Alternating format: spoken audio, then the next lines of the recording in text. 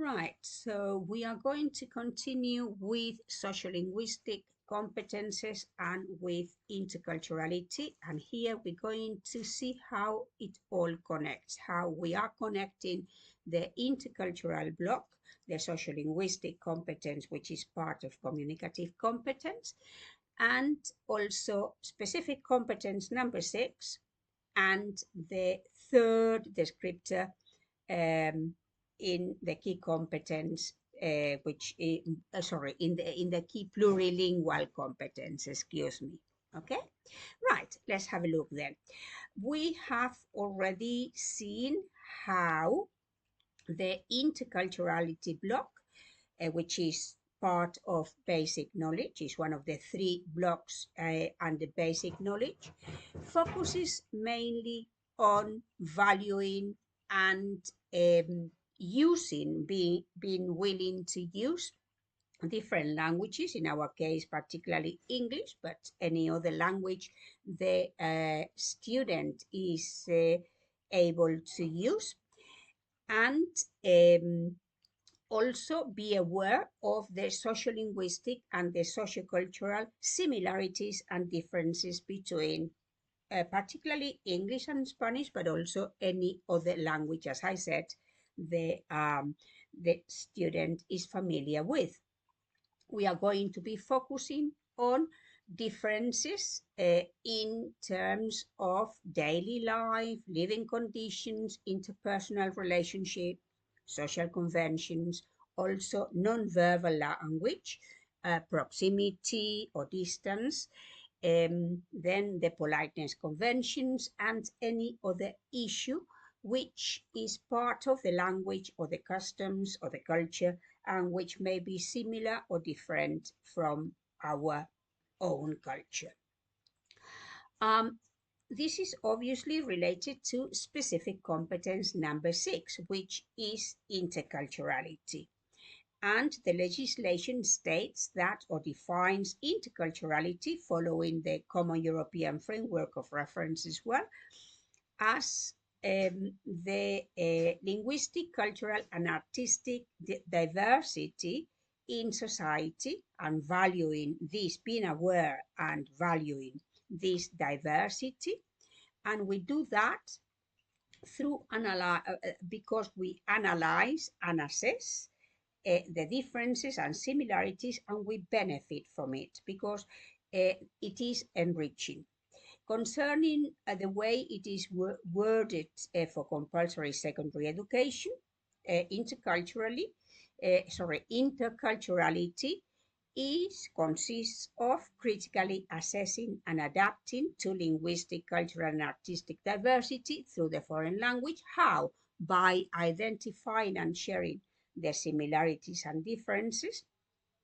And what are we going to do with this? To act empathetically, with empathy and respect in different intercultural situations.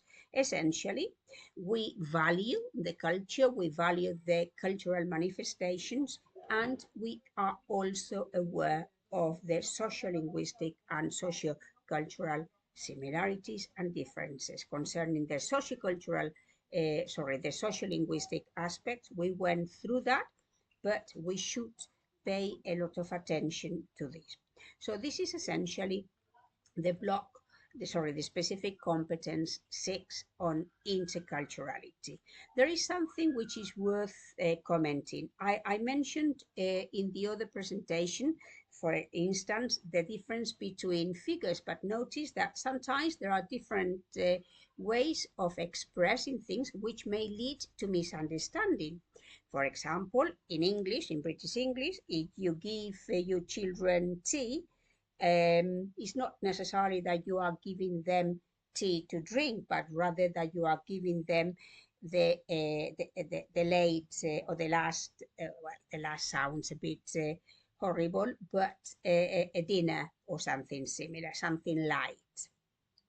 Or, for example, in Spanish, we say hola, buenas noches when we greet somebody, while in English, if you say good night, it's not to greet, but to say bye-bye, see you tomorrow, or see you some other time. Right, so these differences are important, and these are minor differences. There are much wider or bigger differences, which may lead to a lot of misunderstanding, and people may be considered as not trusting you or being rude when that's not the intention. We saw that before.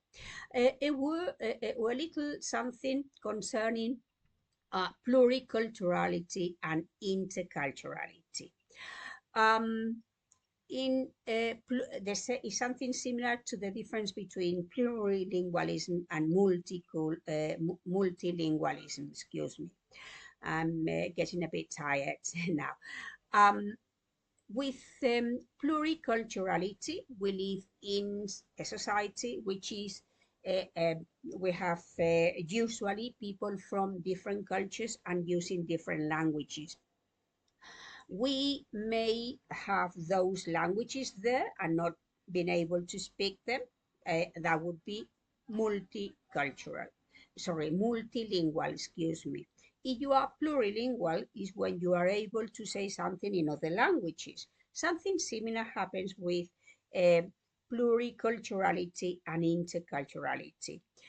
In pluriculturality, you have different cultures and they kind of live in ghettos, separated and not mixing. If you are intercultural, you value and appreciate the other people's culture, consider that there is nothing wrong with them as long as nobody imposes anything on the other. So essentially, interculturality is enriching and it should be promoted in our schools and in the classroom. So this is specific competence number 6. You have here essentially the key points which are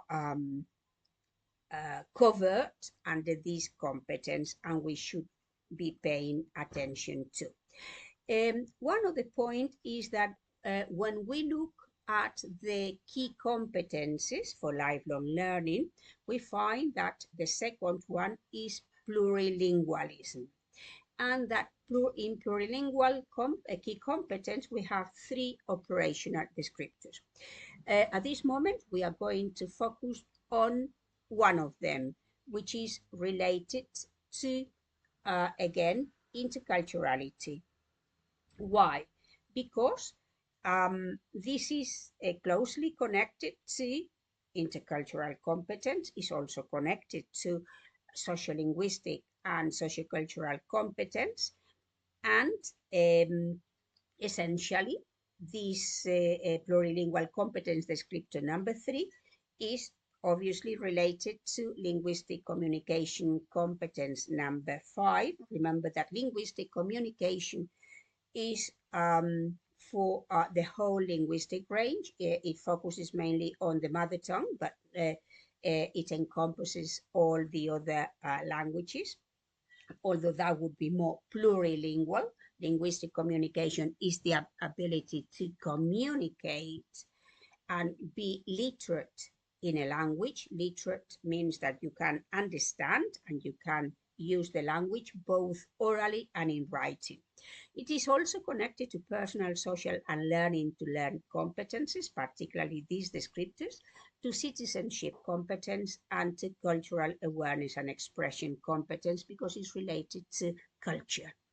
So what we can say is that when we look at the general objectives, this is how we are connecting everything. When we look at the general objectives for compulsory secondary education, we find that general objective I, and for bachillerato is F, state that, or the aim of this objective is that students develop communicative competence at different levels in at least one foreign language. So obviously this general objective I for compulsory secondary education is closely related to plurilingual key competence. And we have seen that descriptor 3 is related to cultural aspects, interculturality or pluriculturalism. And so we can say that we can start connecting the different parts. This is a table which we are going to fill in gradually, particularly in the next module. And so we have that general objective I is related to plurilingual key competence and concerning descriptor 3 for this key competence. This is related to specific competence number 6, which has to do with interculturality. It is also related to a block, the interculturality block, with the 5 items, and particularly within those, all of them, but it is also related to socio-linguistic and sociocultural competence. Here you have the other key competence descriptors, and this is mainly based on what the legislation tells us. When the legislation in Annex 1 gives the connections between how the different specific competences contribute to the development of certain operational descriptors. These are those. This descriptor and interculturality is also connected in different ways to the following general objectives. The idea is that you can also include here the learning situations and units which develop the specific competence. I will be showing you this when in the next presentation I explain how I deal with intercultural competence and the interculturality block and sociolinguistic and sociocultural competence in my syllabus and in the learning situations and units. And you could also add, if you wanted to, the assessment criteria for the specific competence number 6, taking into account that depending on the year, you will have 3 items or sometimes 2, but if I remember rightly, for specific competence number 6, there are normally 3 items or 3 criteria for this competence. So you could add that, and so you are showing the connection. I will be explaining all this in more detail, as I said, both in the next presentation and in module 6, when we complete the table. Okay, then, any questions, any doubts in the forum or in class? Thank you.